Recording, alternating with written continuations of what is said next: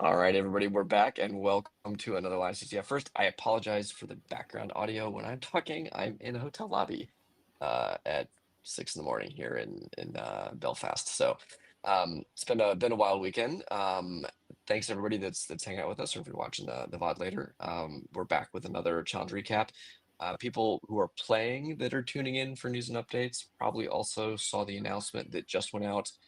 There is a bug in the challenge that's currently live. Obviously, we're not going to talk about details of that one for another 4 hours. But we'll recap. We'll talk about it then. Oh, we've just lost we just lost Glenn. So this will truly be He'll the probably come curse back. stream. He'll come back. I think he's maybe either crashed Firefox or he's restarting it. The screen sharing there has been questionable. So the short summary is that there is a bug when the script is run offline, and so which is the intended way to run these scripts. And so it is, however, still solvable. And we there's sort of a tradition for people in the CTF community like this. This is not a new problem. It's come up that a script or a challenge will have a flaw in it, and maybe isn't solvable the intended way, or is harder than intended, or easier than intended, or whatever it is. And in that case, the sort of rule of thumb, it tends to be once it's been solved, it's solvable, right? And so that's kind of the state we're in right now. So congrats to the one team. Like I said, we'll talk more about that later. That at least one team has already solved it. We'll see if everybody else, how many other ones do as well too before the time runs out. But we're keeping the same scoring rules, same standard, because it's a hacking competition. And congrats for teams hacking it, even if it was not the way we intended. Good for them. And that is actually one of the interesting things about LiveCTF, right? To part of the point, if I this challenge in particular is to get different solutions. Like we knew there were going to be different solutions, and so we got that. All right, but enough about that. Let's see if we can get Glenn's screen sharing working. And You'll never guess who tried to screen share with Firefox and then immediately swiped 4 fingers to the one space to the left and crashed Firefox for the third time on stream today. So have you considered a different browser? Have I considered not using spaces, the feature of macOS? You could also just turn that off too. Yeah, that's fine too. Yup. All right. Let's see if the screen share works this time. Luckily, Cross I fingers. wasn't actively trying to screen share when it crashed yet. I feel good about this one. See it? All right, we're good. The stream to the view that can see the stream. I'm fearful to actually tab out to the stream to see if it works. It's looking good. All right, cool. All right, so this challenge is Sokobin. It is very cursed. You're playing Sokoban, except the rocks in the game are representing the bits on the stack.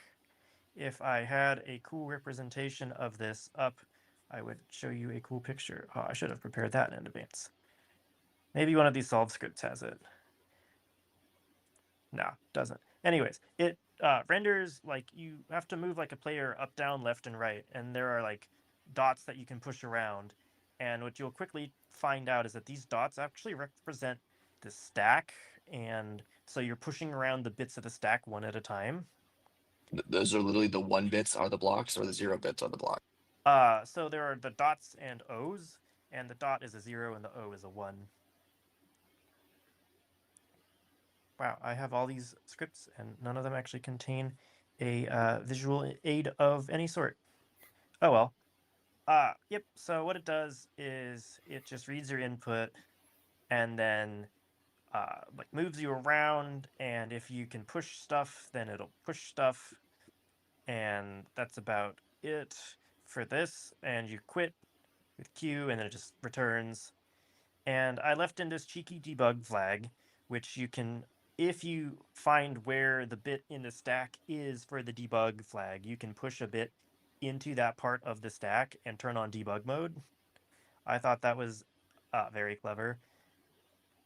originally was gonna just ask you for it's debug mode, but like now it's you not have to. it's not unusual to have like like a step in a challenge where there's like an intermediate like thing that you use your overflow to hit the immediate and then you get something else. It's just this is not done via an overflow. It's just done via.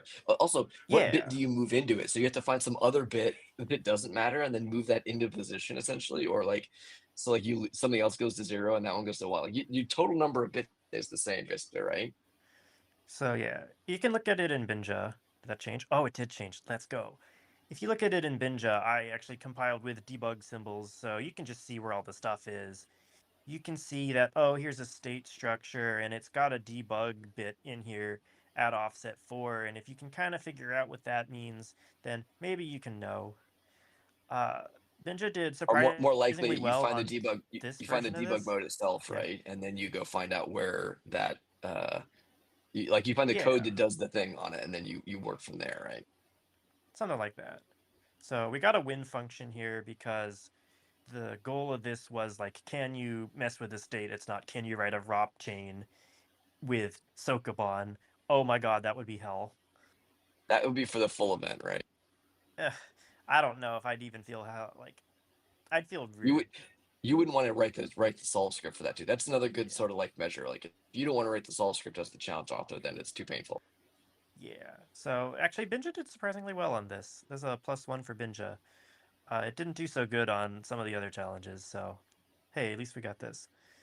Yep, so the other thing it does is because it was really tough to solve with just the stack as is, it clears out a whole bunch of memory in the stack for you, and it, and some values together so you have a path up to the top, and it replaces some of the values with bits that are at offsets so that you can, like, You have basically blocks have a you way can to move. pathfind. Yeah, Yeah. so you can always pathfind to every column was the key.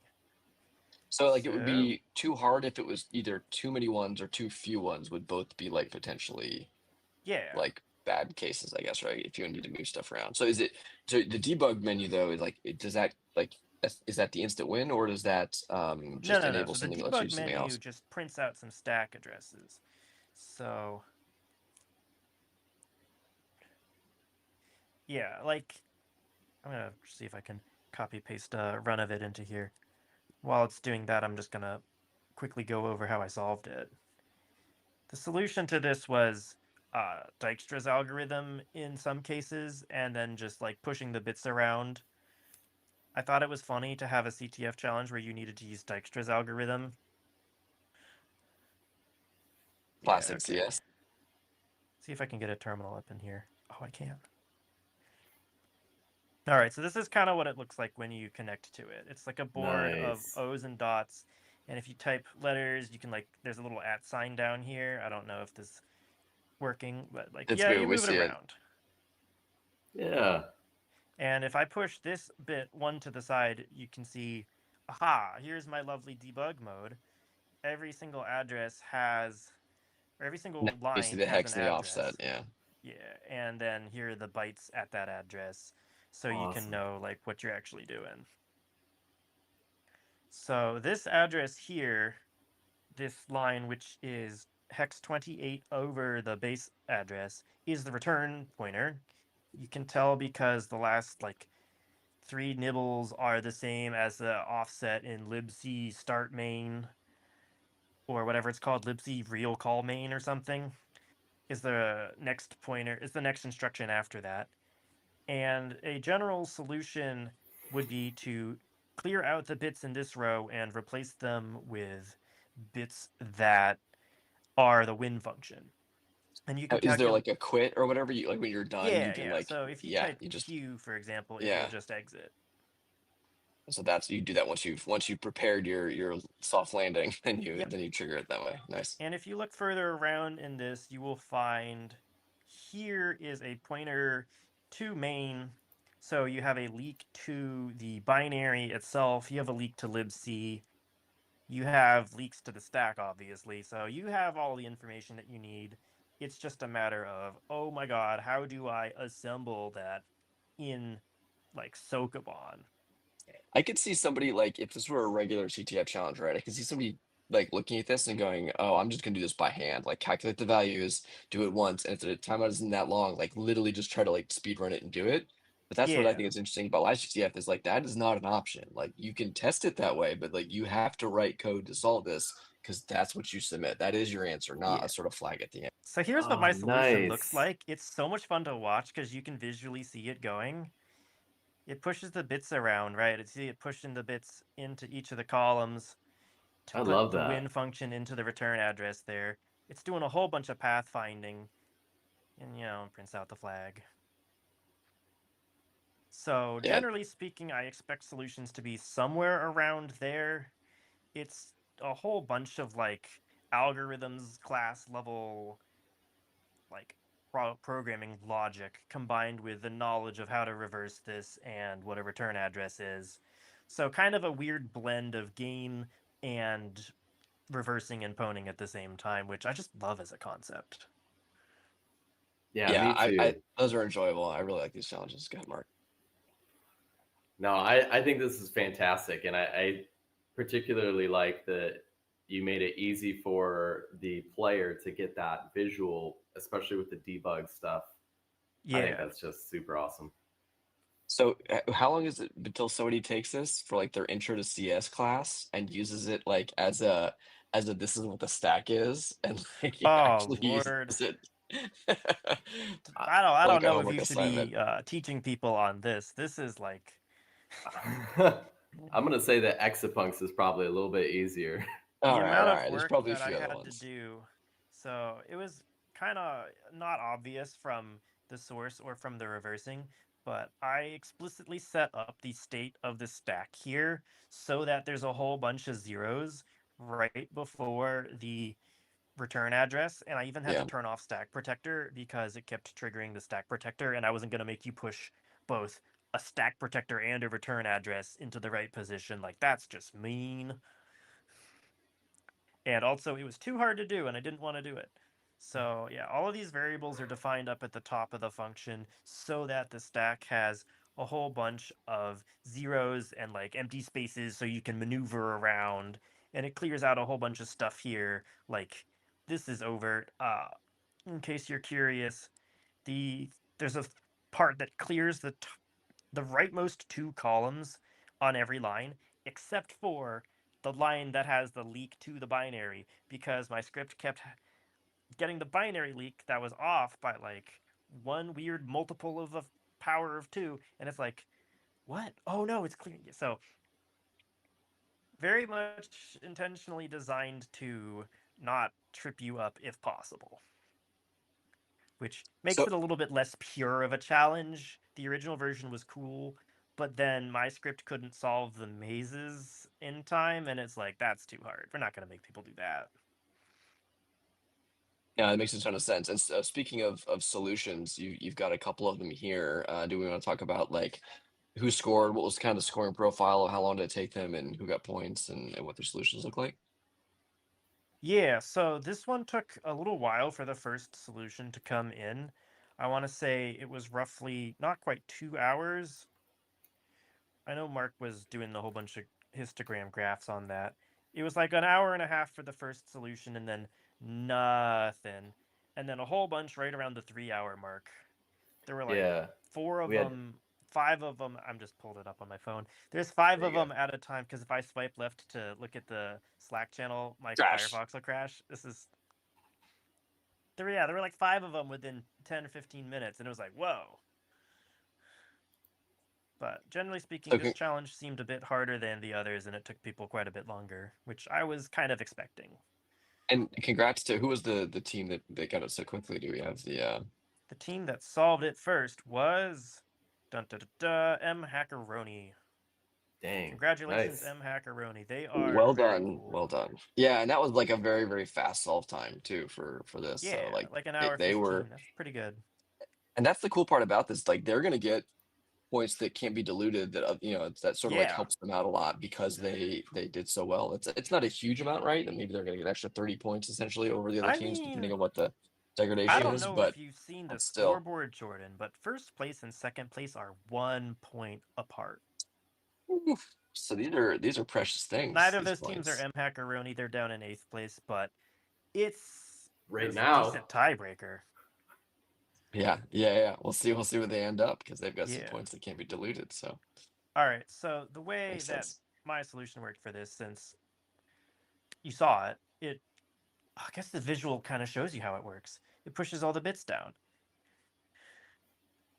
So now, Fancy have you that. done any analysis to look at the other scripts? Did they implement basically similar approaches, or have So I you would love to tell you that I totally looked at all the other people's scripts and didn't just spend the last 30 to 60 minutes debugging your challenge. troubleshooting my challenge? Hmm. Uh-huh, uh-huh.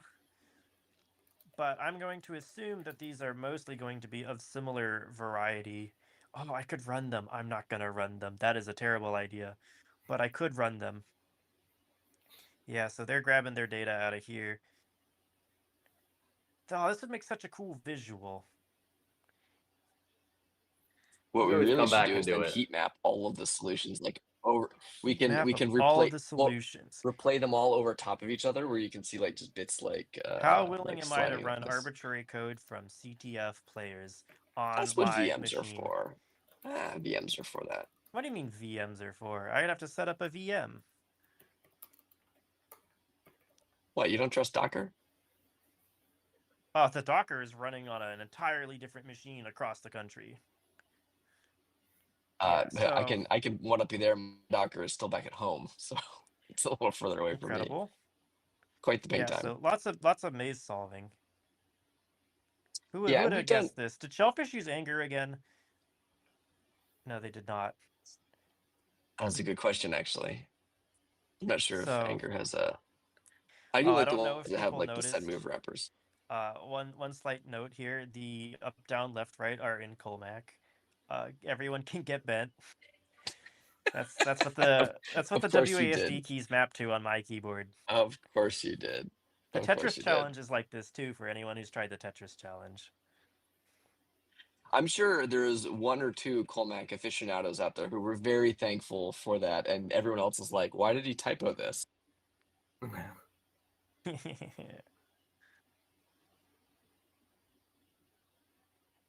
Yeah, so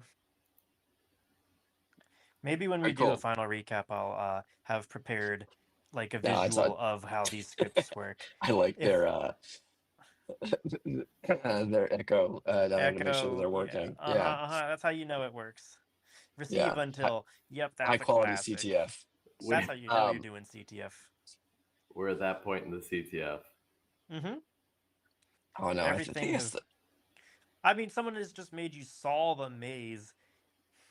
Like, in bits. Yeah. Oh, I will say yeah, it is nice. This kind of built on like we've had previous maze solving challenges. Like I ran one I think during Quals last year as that's well. true. And so, like, they should. In fact, I believe Jackstraw may even have been used by a couple of the teams. It wasn't necessary. You could like right hand follow, but yeah. So we've kind of been like building a little bit on this, but I think I really like the fact that your playing field was real. That was a Yeah, very very clever it's actually twist. interesting trivia. The idea for this challenge came from, I want to say, was it you, Jordan? Because we were in the office discussing the Tetris challenge, and you just like whipped up this idea. I was in the room. I don't think it was me, but I do I think I'll give remember. you Yeah, credit with the idea and Rusty credit with the it was somebody. description. Yeah, it worked. Yeah, Works very very well. but All right. yeah, Well, lots congrats of to the teams who got it. Yep. yep, congrats to everyone who got it. Lots of maze finding and path finding, and some scripts that are surprisingly no extras. Yeah, That's a congrats. very small script. It is a very small script. Yeah. Is that like a static? It's not. It can't be a static solution. The ASLR was still on, right?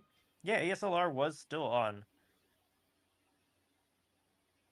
Oh, well, we'll have to How? look a little bit further into these, hey? Oh, I see. They're reading the state of the board.